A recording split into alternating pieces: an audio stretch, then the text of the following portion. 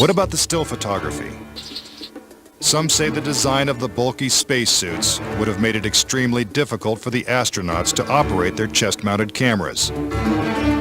The man who designed these cameras is Jan Lundberg.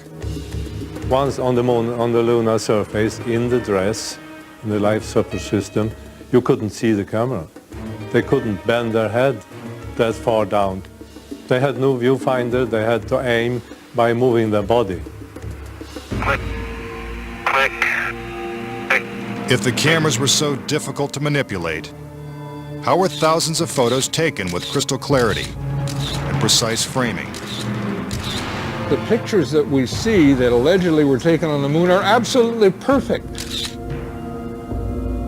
But with closer examination, Kaysing says flaws begin to emerge. Unfortunately, errors were made which are now being discovered. Conspiracy theorists point out that lighting is a major flaw in the lunar photos. Case in point, on the moon, the astronauts' only source of light was the sun.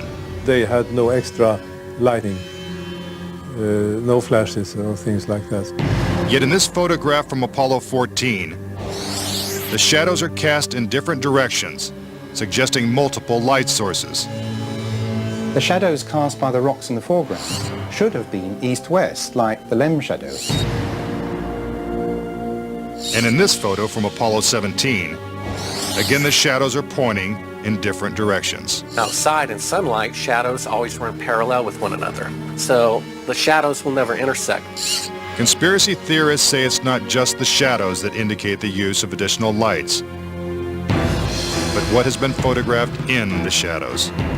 For example, here's an astronaut who descends into a huge shadow cast by the lunar module. Yet his entire body is still visible. How is it that he is not shrouded in darkness? Here's the same maneuver from another Apollo mission. Again, the astronaut is brightly lit in what is obviously dark shadow. And in this picture, the sun is directly behind the astronaut. His figure should be a silhouette. Yet even the smallest characteristics of his suit are recognizable. It seems like he's standing in the spotlight. And I can't explain that. That escapes me. Why? And finally, in this picture with the sun behind the lunar module, the front of the craft is clearly visible. The words United States are crisp and clear. How could these backlit pictures be so detailed? It's because there's more than one light source, which means they're not on the moon. But NASA simply dismisses these arguments. There are a number of claims that the pictures taken by Apollo astronauts were faked. And there are so many, it would be an exercise in futility to go off and try to answer all of those. But the questions continue. Why do some of these images shot at different times and different places appear to have identical backgrounds? These two photos seem to have the same mountain backdrop, yet the lunar module is only present in one of them.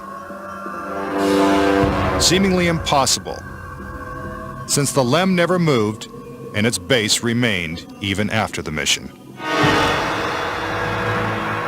What a ride, what a ride.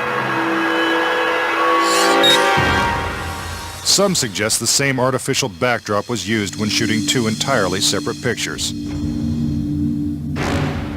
Background discrepancies are also apparent in the lunar video. The best evidence are some pictorial anomalies in the photographic record of the trip to the moon.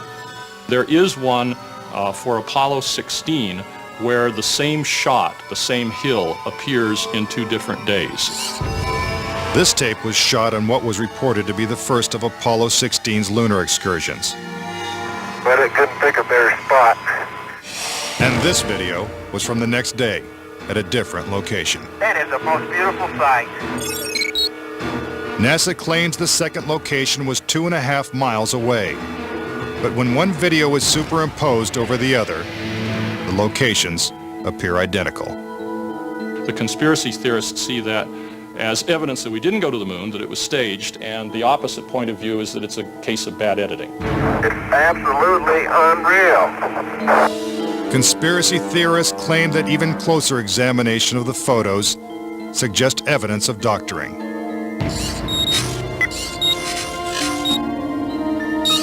For reference, crosshairs were permanently etched into the lunar cameras, so they would have to appear on top of every image.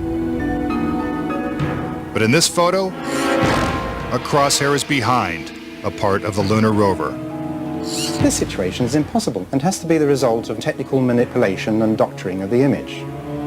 And in this photo from Apollo 11, the equipment in the foreground is covering the crosshair, not behind it. And in another from Apollo 12, the American flag is covering one crosshair and the astronaut is covering the other. When presented with these questionable photos and videos, NASA refutes the conspiracy theories. Some range from incredibly complicated to incredibly goofy. There are arguments that are wrong optically, they're wrong physically, they're wrong scientifically, they're wrong historically.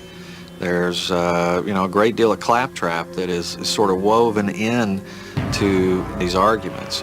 But despite what NASA says, conspiracy theorists still insist that Apollo was a hoax.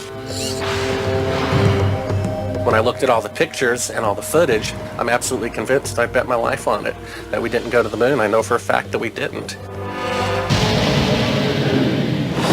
Coming up next, tragedy strikes the Apollo program. The program could be stopped dead in its tracks. 3 astronauts die in a pre-launch simulation. But was it an accident? He was going to blow the whistle on the whole project. And later, could the astronauts have survived a trip into deep space? Before they got 1/2 way to the moon, they would have picked up a death dose of radiation. Next, on Conspiracy Theory.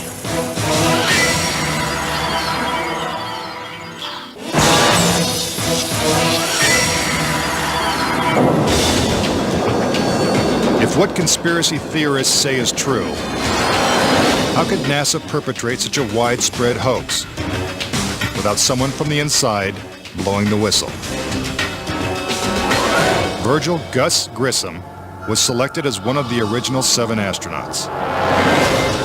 A family man and a veteran of several space flights, he was a national hero and was likely to be the first man to walk on the moon. But Grissom was also an outspoken critic of the space program and was quoted as saying, "Someone's going to get killed."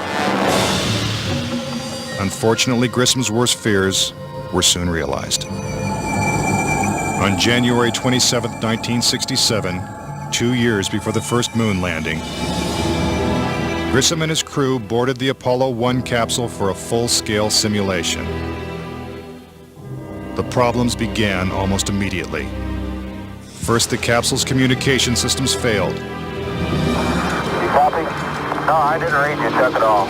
I can't read you, Chuck. You want to try the phone? Hey, how do we gotta get to the moon? We can't pass between 3 buildings. I can't hear a thing you're saying. Suddenly, the capsule burst into flames with the astronauts sealed inside.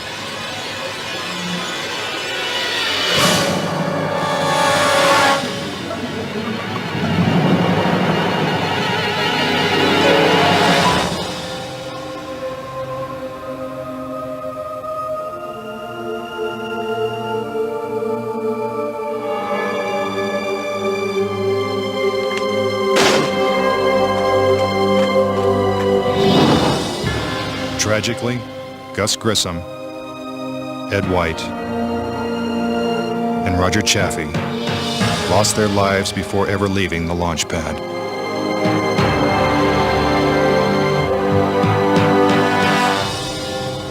Gus Grissom's family believes the Apollo 1 fire was no accident.